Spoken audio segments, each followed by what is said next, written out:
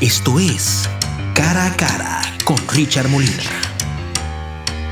Esto es Cara a Cara con Richard Molina.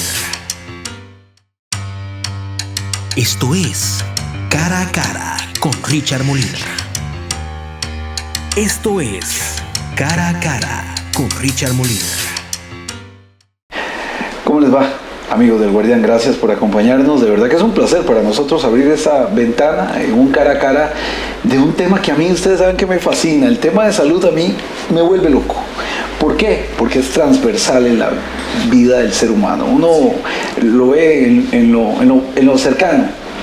Uno puede estar bien en todo, pero si el componente de salud no está bien, ahí se nos complica la ecuación. Y muy amablemente, gracias a la gestión de la Oficina de Comunicación del Ministerio de Salud, hoy hemos tenido la oportunidad de tener con nosotros a dos connotadas figuras, la máxima figura de la salud costarricense, el señor ministro de Salud, el doctor Alexei Carrillo Villegas, y la licenciada Carolina Gallo, viceministra de Salud, para hablar de eso, de lo que nos importa tanto, el tema de salud. A los dos muchas gracias, primero las damas y luego el caballero. Gracias por la oportunidad.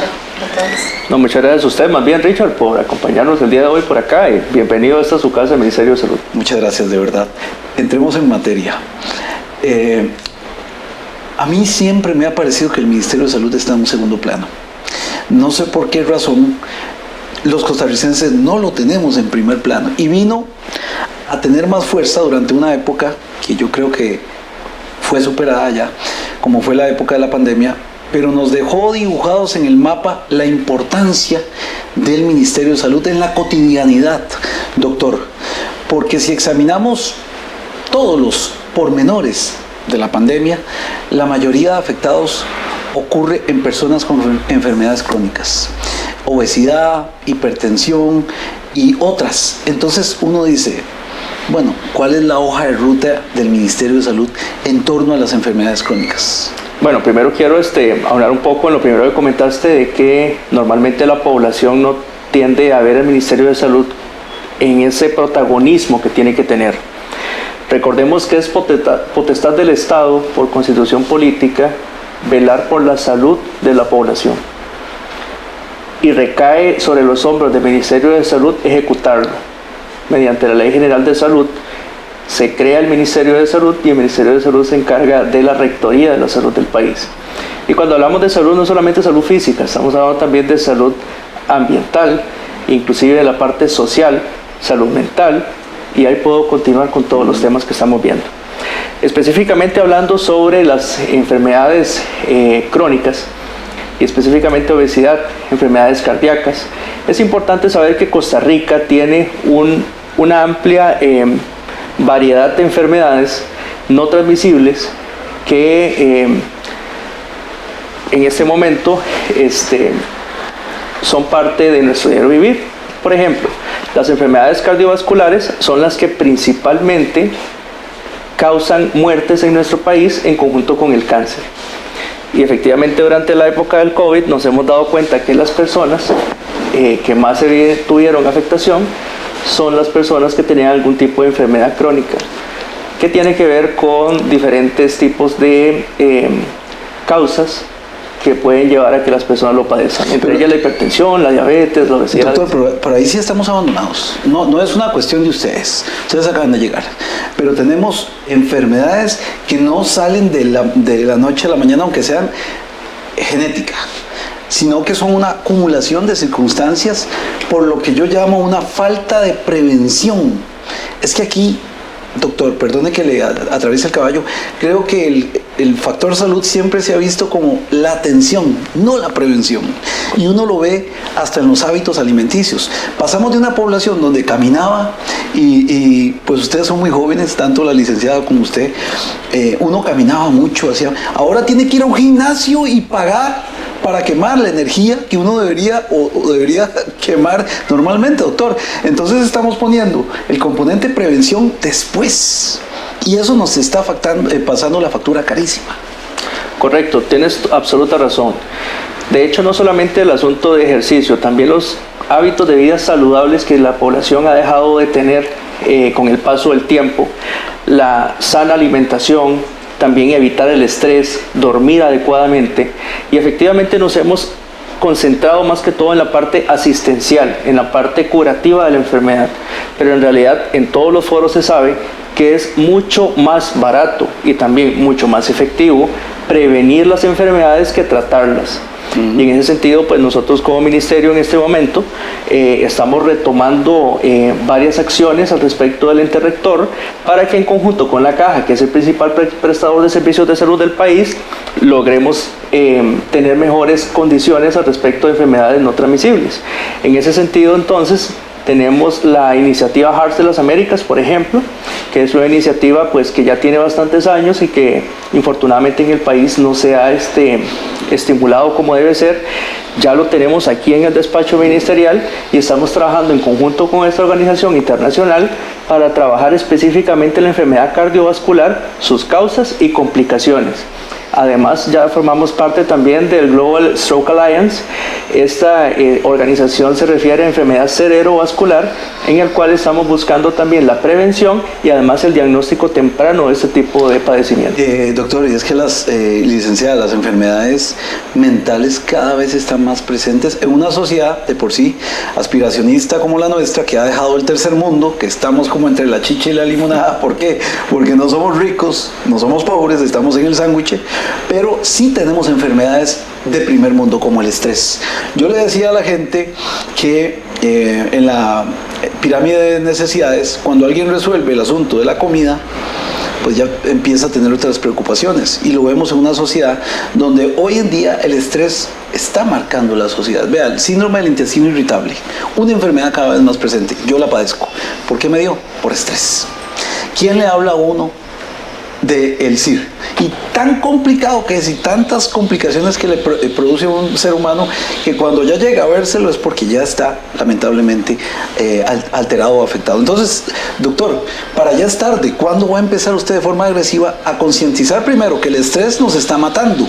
Porque el estrés, no sé si me equivoco y acá me la corrección, abre la puerta al cáncer, abre la puerta a la obesidad, la ansiedad, los problemas que en realidad nos están afectando todos los días. Desde la Secretaría Técnica de Salud Mental, que dicho sea de paso es una dependencia directa del despacho del Ministerio de Salud, se está trabajando ya en acciones para prevenir tanto las enfermedades mentales en general, entre ellas el estrés, como también la prevención del suicidio. Ya en este momento estamos en acciones, trabajando con sociedad civil para todas las acciones correspondientes al respecto de lo que te acabo de decir. Además, al mismo tiempo estamos haciendo el diagnóstico de situación en salud mental del país, porque este insumo va a ser necesario para saber cuál va a ser la ruta correcta. ¿No hay diagnóstico de ese tema? Hay un diagnóstico, pero el diagnóstico que existe es un diagnóstico antiguo, es un diagnóstico de antes de pandemia. Okay. Y como bien lo conversamos anteriormente, ese diagnóstico pues ya se le pasó la pandemia por encima. Claro. Las realidades han cambiado muchísimo en la población y en este momento estamos haciendo un nuevo diagnóstico para organizarlo un poquito mejor. Con el diagnóstico anterior estamos tomando las acciones en este momento. Y eso es lo que estamos utilizando ahorita como hoja de ruta. Sin embargo, para poderlo actualizar, decidimos volver a tomar otro diagnóstico al respecto del análisis en situación de salud mental, y a partir de ahí entonces tomar nuevas rutas para saber exactamente dónde es que duele. Usted tiene 4 años, tiene una limitante política. ¿Cuánto cree que va a tardarnos eso? Porque para allá es tarde, doctor. Bueno, yo soy ministro ahí en este momento, entonces ya será decisión del señor presidente, claro, el tiempo que quede. Si él decide que continúe, no son 4 años, serían 3 años. Ah, sí, es cierto, tiene razón. En ese sentido, entonces, definitivamente hay que correr. Lo que estamos tratando es organizarnos con las diferentes organizaciones no gubernamentales, también con organizaciones internacionales como OPS y el Banco Interamericano de Desarrollo. Se han mantenido muy de cerca de nosotros, también UNFPA respecto de los refugiados y las personas que están migrando en nuestro país, que sabemos que eso es una realidad. Entonces, lo que estamos viendo es que el trabajo interinstitucional, multisectorial y además multinivel es lo que nos va a permitir poder tener ese objetivo en menor tiempo. ¿Cómo extraño una campaña de que nos digan qué comer? Vea, doctor, comer bien es de ricos. ¿Qué es comer bien? Entendámoslo. Es tener información adecuada para yo poder orientar en el momento de las compras. Ustedes saben bien que hay gente que va y compra un supermercado compulsivamente. Vea, yo me he dado la tarea de ir a supermercados y ver gente con carros repletos de mercancías no saludables, sin fibra, sin proteína, pero pareciera que estamos navegando en un mar de incertidumbre, señor ministro, y se lo digo respetuosamente como un reproche. En México, la Secretaría de Salud tiene un órgano donde año a año le dice al consumidor, estos productos son buenos y estos no cumplen. Pero aquí no lo veo. Aquí yo no veo. Usted va al supermercado y la gente compra lo más barato, lo cual no implica que sea lo más saludable. Cargados de azúcar, con grasas no saludables, trans, un montón de productos que le provocan al ser humano. Pero esta es información de ricos, es gente de clase media como nosotros tres, que tenemos ese privilegio. Pero ¿qué pasa con la gente que no tiene esa información? ¿No cree usted que el Ministerio de Salud tiene que decir voz presente y empezar, como hace el MEIC, un monitoreo de productos para decirle la verdad a la gente? Es que la gente tiene derecho a la información y a la verdad. Cuando a usted le dicen que un yogur es saludable y tiene azúcar añadido, no es saludable. Cuando a usted le dicen que unas galletas son saludables y están cargadas con productos no saludables, ¿pero quién le dice a uno eso? ¿No cree usted que eso es un vacío que se debe llenar? Por supuesto, son este y muchos otros vacíos. Porque, por ejemplo, ahorita estamos conversando al respecto de los alimentos que se venden en los supermercados. Pero al principio de la conversación hiciste un tema adicional también. Bueno. Y es el ejercicio físico. ¿Cuántas personas en este momento están realmente haciendo actividad física? Porque si a la mala alimentación le sumamos poca actividad física, o sea, sedentarismo, y además le sumamos fumado, le sumamos también estrés laboral, económico, social, etcétera, esto al final se convierte en una bomba de tiempo. Pero yo le voy a salir a usted con una carga de temas que creo, doctor, que va a salir más preocupado de la cuenta. ¿Dónde hace ejercicio la gente? En un gimnasio. ¿Cuánto vale un gimnasio? Es que estamos hablando salud, clase alta, clase media alta, pero las plazas de fútbol cerradas, la gente tiene miedo de salir a caminar porque lo asaltan. Las sabanas, si usted va, aquí estamos cerca y le digo, acompáñeme, a las 6 de la tarde no se ve nada. ¿A qué hora y cómo hace ejercicio la gente que menos plata tiene? Eso es un reto también para salud. Creo, y en esto que estamos yendo para avanzar, señor ministro, es que hay grandes oportunidades. A usted le heredaron este churuco, como dicen, y hasta que diga el presidente si sigue o no, tendrá que velar. Pero ¿no cree que deba ponerse énfasis en temas que en realidad engloban toda la situación de salud del país? Por supuesto que sí, totalmente de acuerdo. De hecho, esa es la labor del Ministerio de Salud, velar por la salud integral. La pandemia puso en la palestra al Ministerio de Salud. ¿Por qué? Porque la gente lo empezó a ver en la televisión, empezó a ver en las conferencias de prensa al respecto de la enfermedad COVID. Sin embargo, la vigilancia de la salud es solamente una pequeña parte de la salud al respecto de enfermedades, es solamente una pequeña parte del Ministerio de Salud. Nosotros también hacemos revisiones ambientales, como ya bien lo sabe, sabemos cómo está el agua que se consume, también tratamos de estar viendo cómo está el aire que se respira, tenemos que revisar que adecuadamente las instalaciones donde se dan servicios cumplan con los requerimientos mínimos para que las personas tengan seguridad. Además, vemos toda la normativa existente y ahí puedo continuar y continuar y continuar. Y aquí es donde usted toca un tema que me permite incluir a la viceministra, doña Carolina. El tema donde salud se tiene que enseñar los dientes. Oriamuno, Cartago, Cruzitas. Temas donde hay que actuar sí o sí porque la salud es un bien universal de primer orden y hay que ponerse las pilas. Pero además, ustedes acaban de ir a Cruzitas en un acto que me parece muy loable, que nadie había ido, porque eso queda en nunca jamás, diríamos en el imaginativo de Peter Pan. Es un lugar tan lejano que uno no se lo imagina. Pero ¿qué encontraron, por ejemplo, en Cruzitas, viceministra? En Cruzitas nosotros sí, efectivamente, fuimos en vehículo, ¿verdad? Institucional, y podemos... ¿Cuántas horas? 5 horas. 5 horas. 5 horas. O sea, una buena cantidad de horas para llegar hasta ahí. 5 horas, y que propiamente en el lugar sí hay sectores con dificultad de acceso. Entonces, de ahí que nuestra preocupación se incrementó en referencia a la disponibilidad y suministro de agua potable, ¿verdad? Que podría dar el AIA en una eventual lluvia, ¿verdad? Y que ya las condiciones pues van a empeorar, que si en ese momento estábamos encontrando carreteras en mal estado y que podrían dificultar ese acceso de las cisternas, entonces fue cuando Hicimos las justificaciones en conjunto con el AIA para buscar, ¿verdad?, una declaratoria de emergencia que por dicha se dio y que podría abordar la problemática pues más expeditamente de alguna manera. Viceministra, está contaminada el agua ahí. La gente no puede tomar. Perdóneme, un capitalino no tiene idea. Uno abre el tubo aquí y no pasa nada. Pero ¿cuál es la realidad ahí? De hecho, cuando escuchamos a la población, fueron de los aspectos que ellos más nos señalaban. Es que ustedes en San José o donde vivan tienen agua y no les da miedo ir a bañarse. A nosotros hasta ir a hacer una actividad tan básica como tomar el baño todos los días, en este momento nos da miedo.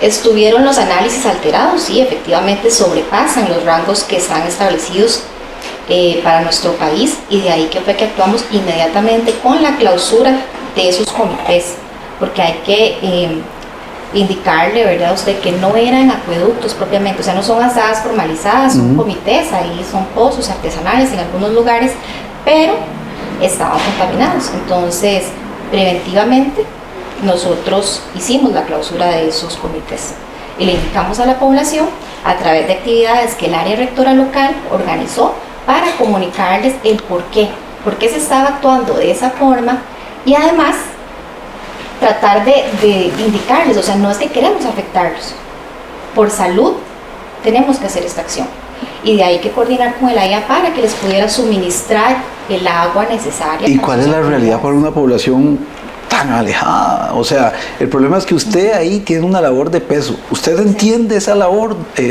licenciada, entiende la relevancia para una comunidad rural, pero no nos vayamos tan largo. Oriamuno, aquí en Cartago, cerquita, en la misma condición. O sea, cuando se pone en riesgo el agua, está la vida en riesgo. ¿Qué pasa? ¿Cuál es el acento y la importancia de urgencia? El agua es vida, incluso en Cruzitas, fue muy bonito porque incluso niños llevaron algunos cartelitos indicando eso. En Oriamuno, sí, nosotros como ministerio tenemos que actuar, pero yo quiero dejar claro que tenemos como país y en conjunto con otras instituciones como el MAC, por ejemplo, empezar a buscar, o sea, cuál es la actividad que está faltando, cuál es la situación raíz que está generando, en el caso de Oriamuno, el clortalonil. Es una contaminación por debilidad en las prácticas agrícolas. Ahí, en esos dos escenarios hay intervención del ser humano, Cruzitas y Oriamuno. Ahí hay un componente que no se puede saltar, viceministra, y hay que ponerle atención. ¿Quién es el que debe ponerle atención? ¿Salud? ¿MAC? ¿Quién? Yo creo que en conjunto tenemos que trabajar como país, en educación, en supervisión, y a veces ese alcance se queda corto, digamos, para nosotros como Ministerio de Salud. ¿Por qué? Nuestra labor es ir, ver los análisis, tomar una acción inmediata, que es la clausura, coordinar con el AIA para que se les pueda suministrar el agua potable a las poblaciones, pero nos queda otra parte de viendo. Hoy encontramos clortalonil. ¿Qué más vamos a encontrar? ¿Qué es eso? Perdón, porque para los que no... Es un plaguicida, digamos, de los que utilizan... Plaguicida. Sí, entonces diferentes moléculas que hemos encontrado y que podría sumarle, ¿verdad?, el Plan Único Zona Norte, que tenemos de más tiempo atrás, pero son situaciones que a nivel de salud pues sí son preocupantes y que nos ponen a coordinar con esas otras instituciones para buscar algo paliativo. Pero vea qué interesante lo que usted está diciendo, doña Carolina. Doctor, ¿cómo hace falta que salud pese en la vida, en la prevención? Que el rector de salud le diga a la caja, tenemos que ponerle el acento, porque es que hay que entender algo, costarricenses. Salud es el rector, pero quien tiene la plata es la caja. Salud es un ministerio pobre, no tiene recursos, y lo vimos en pandemia y lo vemos ahora. No tiene la misma robustez que la caja, que tiene un anclaje económico muy importante y que es quien pueda poner la vela de acuerdo a sus requerimientos. Usted es el rector de salud y usted le puede decir a la caja, vamos por aquí. Cuando nos damos cuenta de eso, ¿no siente usted que es momento de pesar, doctor? Hasta el último sentido donde dice, vamos a tener un plan nacional de salud, porque yo no sé si eso existe. ¿Existe el Plan Nacional de Salud? Sí existe el plan, y en este momento de hecho también se está actualizando. Es un plan que estuvo vencido durante 2 años.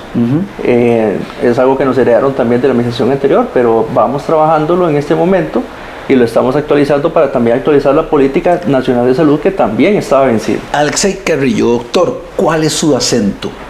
¿Qué quiere usted de ese plan de salud? Nosotros lo que queremos son, bueno, primero ya está incluido en el Plan Nacional de Desarrollo, ¿verdad? Esto es iniciativa y ¿Para qué sirve eso? Para explicarle a la gente, si está incluido en el Plan Nacional de Desarrollo. Estos son los objetivos que nos planteamos como gobierno para poder llevar desde las instituciones las acciones correspondientes en su ente rector. Si cambia de gobierno, ¿tienen que respetarlo o se van? Normalmente las políticas tienen un año adicional del gobierno, entonces dependiendo del nivel de alcance de objetivo, así es como el siguiente gobierno también tendría que continuarlo. Normalmente eso va de la mano con la política también de cada uno, y en ese sentido entonces nosotros estamos apostando por la salud mental, por la salud integral, por una salud también, y cuando hablamos de una salud, aquí es donde entra el trabajo interinstitucional. Aquí es donde cuando detectamos algún tipo de problema de salud pública tenemos que articular con las demás instituciones, y ya lo hemos hecho. Por ejemplo, Cruzitas es un excelente ejemplo. Articulamos con acueductos alcantarillados, con Comisión Nacional de Emergencias, con gobierno local. Todo se realizó desde este lugar, y por eso fue que en la conferencia de prensa, cuando se firmó la declaratoria de emergencia, estábamos las tres instituciones. ¿Y por qué no me incluyen los alimentos? Es que vea, estamos en el supermercado, está el veneno. La gente está consumiendo pan blanco. ¿Qué le ofrece el pan blanco? Usted, doctor, ¿qué le ofrece el pan blanco al costarricense? Nada. ¿Qué come la gente? Mayoritariamente pan blanco. ¿Qué le cuesta saber a la gente que si tiene linaza, si tiene granos, eso le va a dar un componente de fibra? Los problemas gástricos que tenemos en el país son importantes. Ausencia de fibra, ausencia de proteína. En el supermercado tenemos la posibilidad de controlar muchas enfermedades. ¿Por qué no poner el acento también a lo que comemos? La industria alimentaria se hace rica, doctor, y no hacemos nada. ¿Qué pasa ahí? ¿No le interesa también ese tema? No, por supuesto que sí. Aquí se lo estoy dejando de todas formas, estoy dando las quejas. Por supuesto que sí, pero bueno, sí quiero tal vez hacer una pequeña aclaración. Todos los alimentos tienen diferentes aportes nutricionales al cuerpo. Entonces, por ejemplo, decir que el pan blanco no aporta nada, eso es lejos de la realidad. El pan blanco en realidad aporta almidones que al final el cuerpo necesita para transformarlos en azúcar, y a partir de ahí entonces empezar a hacer sus funciones vitales. Y yo te entiendo, la idea es que más bien las personas sepan que lo ideal sería tener un pancito y ponerle algo que sea saludable. Claro. ¿Okay? En ese sentido también nosotros estamos orientándonos para que las guías alimentarias estén también actualizadas y disponibles. De hecho, hace poco se actualizó el plato saludable costarricense, que ya no es aquel famoso casado. ¿Se acuerdan que el casado pues tenía arroz, frijoles, proteína, tenía espaguetis, ensalada, etcétera? Y eso en realidad no era un plato balanceado. Ese nuevo plato que se publicó, entonces lo que trata es de efectivamente empezar a decir a las personas cómo debe de, o qué es lo mínimo que debe contener un plato para que sea saludable. Efectivamente, los precios de los alimentos son un obstáculo, pero aquí es donde viene el trabajo interinstitucional. Nosotros como ministerio estamos totalmente comprometidos porque las personas consuman alimentos saludables, alimentos disponibles, y que las personas gocen de buena salud. Vea, los frutos rojos son buenísimos. ¿Cuánto vale una caja de arándanos? 8.000 colones. Una caja de arándanos. Una fresa de primera, 5.000 colones. O sea, eso no está dentro de la canasta básica como elementales. Eso son cosas que uno dice, mira, esto tiene que estar dentro de eso. Pero ¿qué tal ponerle un sello a los productos de salud que diga cumple con las normas del Ministerio de Salud dentro de la tabla de alimentación? Porque es que no hay una guía. Usted va al supermercado y usted va aquí, a ciegas. Gente, incluso automercado, donde va a clase media alta, va a comprar sin saber, sin tener una guía. ¿Por qué no ser más ambiciosos e incursionar en ese tema de alimentación? Bueno, todos los temas al respecto de alimentación, de información nutricional, capacidad que tengamos de capacitación, utilizar los canales que tiene el Ministerio de Salud para poder educar a la población, todas son estrategias que están incluidas ya dentro de las políticas que estamos construyendo. Porque usted es ambicioso, está proponiendo un plan que se llama Salud Digital. ¿Qué es eso? La salud digital, en resumidas cuentas, es la utilización de la tecnología para la salud. En otras palabras, lo que tenemos en avances tecnológicos, videollamadas, utilización de dispositivos médicos, monitoreo a distancia, recetas electrónicas, todo esto entra dentro del concepto de salud digital. Y lo que hace esto es permitir a las personas realmente tener un acceso a la salud desde el lugar donde se encuentren. Acceso a la salud no solamente hablando de una consulta médica, sino también al acceso al conocimiento. Porque bien usted lo ha dicho durante toda la entrevista, Las personas quieren saber más, quieren conocer más, pero ¿qué les estamos enseñando ahorita? Usted se mete a las redes sociales del Ministerio de Salud hoy y ¿qué te vas a encontrar? Un boletín epidemiológico del COVID. Y la gente lo que hace es, lo paso. Ya es información que no sé. ¿Por qué? Es información que la gente en realidad ya no le interesa. Ya no es útil. Y no es útil. Entonces, ¿qué queremos? Evolucionar. Queremos ese tipo de espacios, por ejemplo, que muy amablemente nos estás brindando. Nos permiten acercarnos a la población y que la gente sepa que el ministerio no es solamente COVID. Y tampoco no es el que llega ya a cerrarte el... Es complicado porque esa fue la más cara que todo el mundo... Exactamente. Y ahora ha costado, pero el Ministerio de Salud es mucho más. Correcto, entonces yo quiero aprovechar justamente esos espacios para que la gente sepa que ahora estamos yendo igualmente de la mano a la tecnología. La tecnología avanza a la velocidad de la luz, literalmente. En ese sentido, entonces, queremos incursionar para que las personas sepan que tienen que tener derecho a saber que sus datos tienen que ser resguardados y que quieren ser respetados. Y nosotros, como Ministerio de Salud y como garantes de la salud del país y rectores en materia de salud, queremos asegurarnos que las personas estén tranquilas a la hora de que alguien le toma sus datos de salud, tanto en un expediente electrónico o en algún tipo de encuesta. Bueno, yo quiero hablar del tema de salud. Vamos a hacer un corte comercial rápidamente. Voy a usar de la paciencia de mi estimado, porque quiero que hablemos de basura. En este país estamos desperdiciando una beta valiosísima, la basura. No hay separación de desechos, no hay reciclaje. Aisladamente.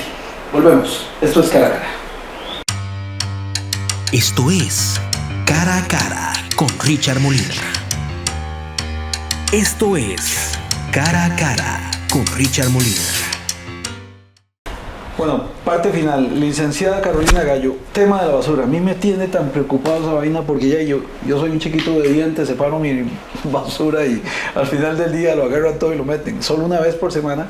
Yo soy de Moravia, hay una recolección, pero básicamente es cartón y latas y vidrio, pero hay mucho más. La basura es un asunto muy delicado, pero todo el mundo piensa que es el Ministerio de Salud el que dice, boten la basura aquí, hagan el tema de basura allá y da órdenes específicas. ¿Cómo se maneja eso? Don Richard, ahí hay dos conceptos importantes. Uno, que ya no le debemos llamar basura, es un residuo. ¿Y por qué? Porque hay elementos que son valorizables. O sea, toda la gente cree, esto es basura. No, nosotros podríamos hacer compostaje con los residuos orgánicos. Podríamos recolectar las botellas de plástico y eso también tiene una economía circular, ¿verdad? O una valorización. Las llantas, que nosotros hace poco estuvimos con una alianza privada apoyando para manejar adecuadamente las llantas y que haya sectores donde puedes llevar el administrado, cualquier persona, las llantas y que les van a dar un manejo responsable y les van a convertir en otro. Entonces, sí, no hablemos de basura, lo primero es entender que tenemos que hablar de residuos. Cambiemos ese chip. Hablemos de residuos entonces. Exacto. Pero hablemos de residuos. ¿Cómo está el panorama en manejo de residuos cantonalmente? Porque yo lo que tengo que entender como ciudadano es que la basura es un asunto que yo le pago a mi municipio y por lo tanto la responsabilidad de él. ¿Cómo va ese asunto? También ese es otro aspecto importante, o sea, tenemos que entender que es responsabilidad de todos. ¿Por qué? Porque es desde la fuente donde yo separo.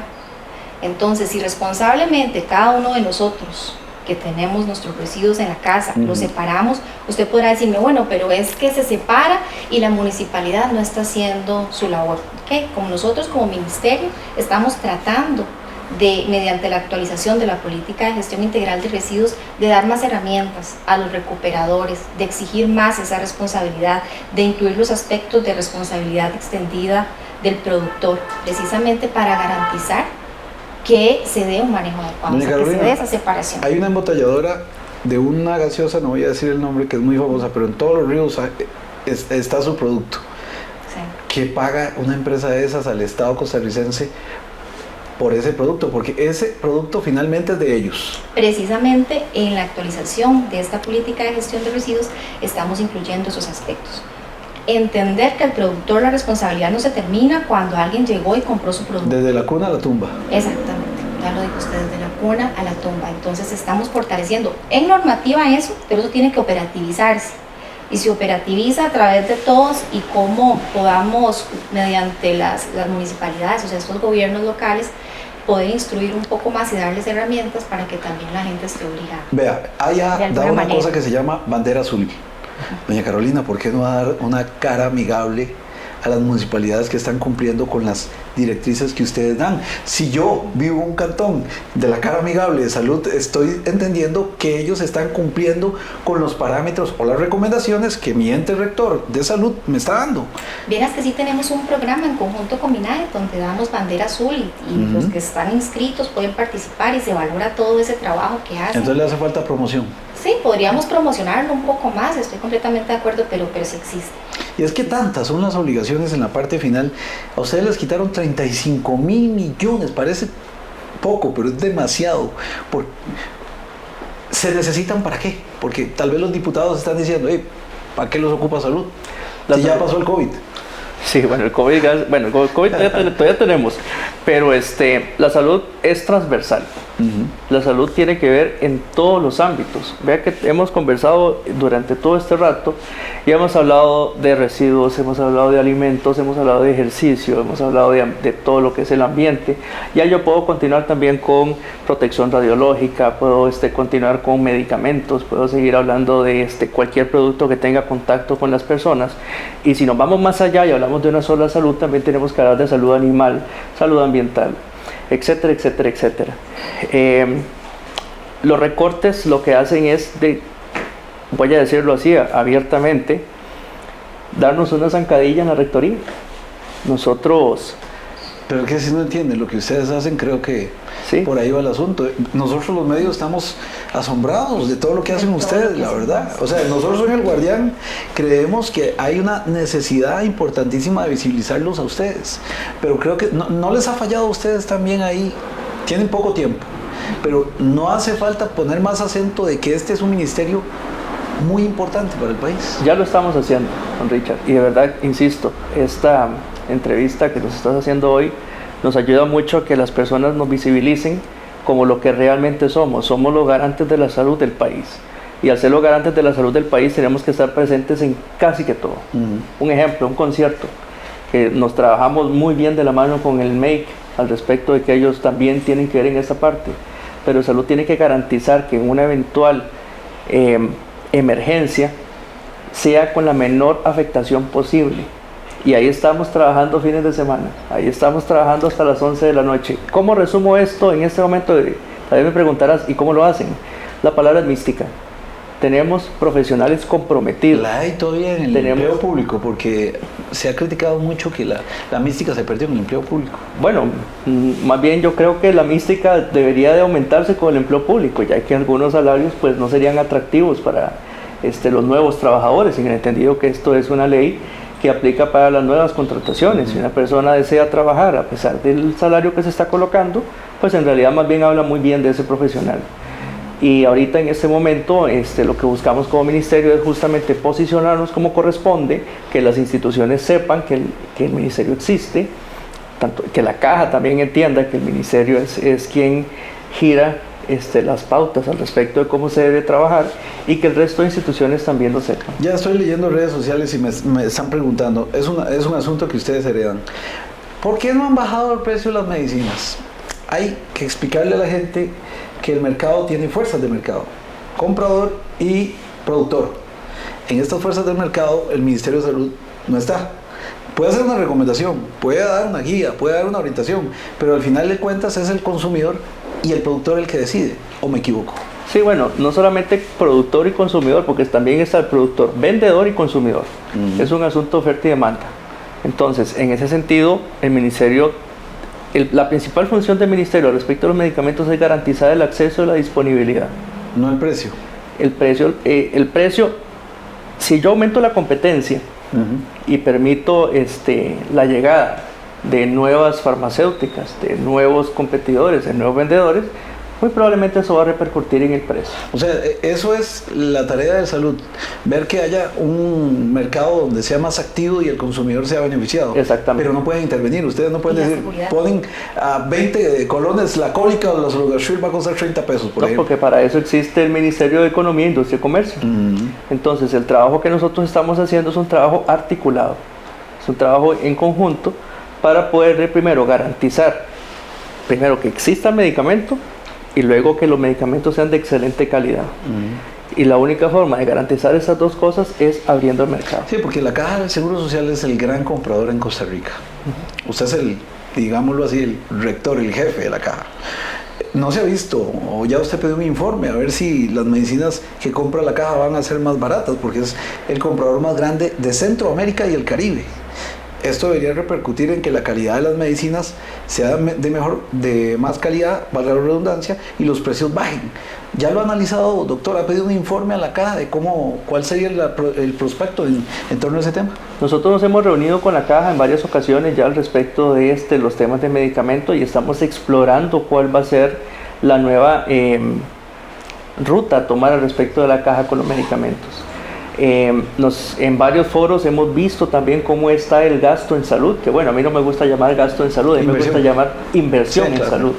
Y hemos visto cómo esa inversión tiene que ir cambiando también con los años, porque bueno, efectivamente la Caja es el principal comprador de medicamentos, pero también es el principal comprador de medicamentos innovadores. Y los medicamentos innovadores son mucho más caros que los medicamentos, por así decirlo, de consumo general.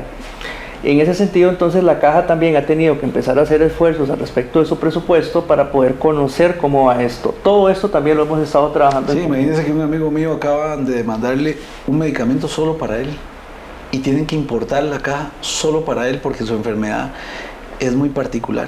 Pero, ¿cuándo habíamos reflejado eso? ¿Ustedes tienen una idea de cuándo la gente pueda ir a la farmacia? Porque uno piensa que va a dar ayer, ¿verdad? Pero no es así. Don Richard, esto como es un tema de oferta y demanda, decirle en este momento cuándo va a ser fuerza de mercado, decirle en este momento cuándo va a ser, en realidad le voy a dar un dato erróneo. Lo que le puedo decir es que efectivamente estamos esforzándonos muchísimo como gobierno, instituciones, y también hacemos un llamado a la población para que también haga el uso responsable de los medicamentos. ¿Por qué el uso responsable de los medicamentos? Porque muchas personas van a la Caja, les ofrecen un medicamento y después van y compran otro medicamento, o inclusive van y reconsultan para que les den otro tipo de medicamentos, y cuando usted llega a la casa, esas personas tienen bolsas enormes de medicinas que se pierden, que se dañan. Dicen que no es bueno hablar del prójimo, pero usted, doctor, en la ecuación de la medicina, a mí me tiene muy preocupado porque no es un asunto nuestro, sino que ahora resulta que la diabetes ya no son 115 para ser prediabético, sino van a ser 100. A mí me preocupa mucho el juego de las farmacéuticas también, porque si usted se pone a consumir pastillas, puede remediar el asunto, pero si usted no hace ejercicio y no come bien, está listo. ¿Cómo también? Porque no seamos ingenuos, doctor, las farmacéuticas tienen un propósito, una ganancia. ¿Cómo velar el Ministerio de Salud porque efectivamente se esté respetando? Por ejemplo, alguien va y le dicen, es que usted es prediabético con 100. ¿Cómo se defiende uno de eso? ¿Cómo lo hace? Usted, no sé si me explico. Sí, justamente eso es lo que buscamos con el tema de la salud digital. Lo que buscamos es efectivamente hacer una rectoría adecuada de la salud al respecto del primer nivel de atención, segundo nivel de atención, tercer nivel de atención y nivel especializado. ¿Por qué? Porque si nosotros sabemos cuál población exactamente es la que está teniendo problemas de prediabetes, que es el ejemplo que está colocando usted, podemos entonces generar diferentes políticas que nos permitan atacar ese problema de raíz. Voy a ponerte otro ejemplo respecto de la prediabetes o inclusive de la hipertensión. Los factores externos que pueden provocar que una persona desarrolle diabetes o hipertensión no son los mismos de una persona en Limón que una persona en el Valle Central. No son los mismos. ¿Por qué? Porque la realidad es distinta, la alimentación es diferente, las condiciones climáticas son diferentes, inclusive la calidad de agua es diferente. Ahora que hablamos de agua y de contaminación y estas cosas, no estoy sugiriendo que el agua en algunos de los dos lugares esté contaminada. Lo que quiero decir es que esas variables tenemos que tomarlas en cuenta a la hora de tomar decisiones y formular política pública. Y en este momento estamos formulando política pública para un país de 51.100 kilómetros cuadrados, que con solamente salir de la frontera, usted se dará cuenta de que Costa Rica es muy heterogéneo. Y no solamente en clima, sino también en posibilidades y en realidades de la población. Doctor, finalmente, tramitología.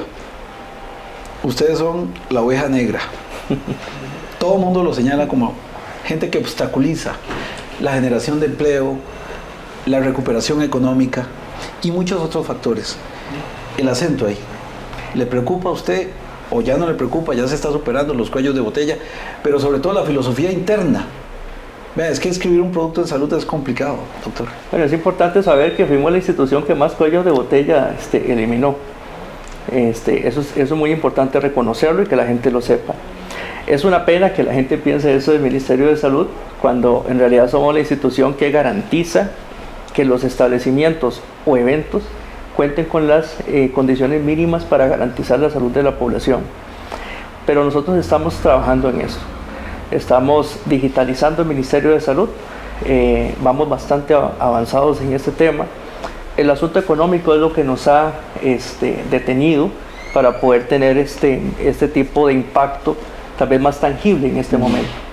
Pero estamos analizando todos los procesos, estamos haciendo modernización de procesos, estamos digitalizando procesos. Esperemos que pronto ya los permisos sanitarios de funcionamiento no sea necesario ir a la oficina, traer un papel, luego devolverme para allá. Esperamos que eso también ya sea digital 24/7, 365. Y que no se persiga al empresario como si fuera culpable. Yo creo que tenemos que tener la buena fe y la presunción de inocencia delante. Doña Carolina, hay que hacer plata con la basura. Con los residuos. Con los residuos. Pero parece que no hay una mentalidad para eso, porque yo no veo tantas empresas municipales trabajando el tema. Eso no sé si lo ve salud, o si les interesa salud, ver esto también como que sea parte de un negocio comunal y que se pueda generar un reintegro a la sociedad en todos los aspectos. A salud le interesa generar la normativa y el apoyo suficiente a las empresas que quieran aprovechar estos residuos, ¿verdad? Incentivar y educar para tener la cultura de la valorización de los residuos y del aprovechamiento que se les puede dar. Hay programas, y que son programas privados que nosotros hemos comunicado en la página y que podríamos incluso promocionar más, que le dan a las personas la posibilidad de llevar los residuos y a cambio tienen algo, ¿verdad? A cambio obtienen algún tiquete. Si no funciona así, la gente no se apunta. Exacto, entonces, ¿qué estamos incluyendo también? Y lo olvidé antes señalarle en la actualización de la política: incentivos. O sea, estamos tratando de educar, de incentivar, de generar normas para darle herramientas a la población. Vea qué interesante. Yo le compro kefir a una gente. Ellos vendían botellas de vidrio.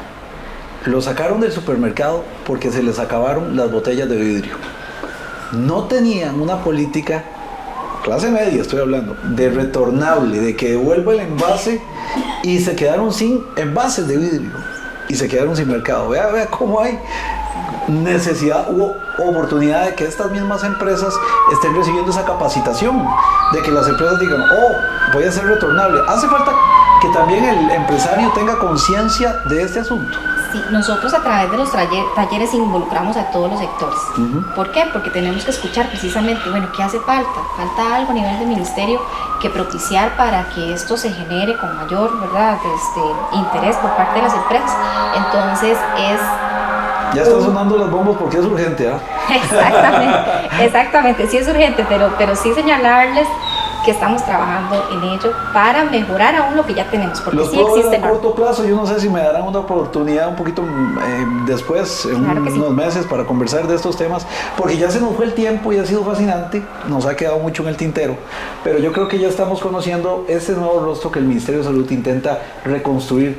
Tiene profesionales de campo muy buenos, el ministro lo acaba de decir, y ahora la sociedad costarricense exige que nos lo demuestren. Le digo como un reto, con todo el respeto, de jóvenes profesionales, para ver cómo impactan nuestra vida, desde el supermercado hasta el manejo de residuos y hasta los asuntos más importantes como los medicamentos. Hay mucho por hacer y creo que el tiempo apremia. Doctor, licenciada, muchas gracias por la oportunidad de darle a la gente del Guardián de enterarse. Gracias a usted por Muchas gracias a usted por el espacio. Gracias, esto ha sido Cara a Cara. Hasta la próxima. Nuestro próximo programa tendrá otro Cara a Cara con los personajes más importantes de Costa Rica. Nos vemos.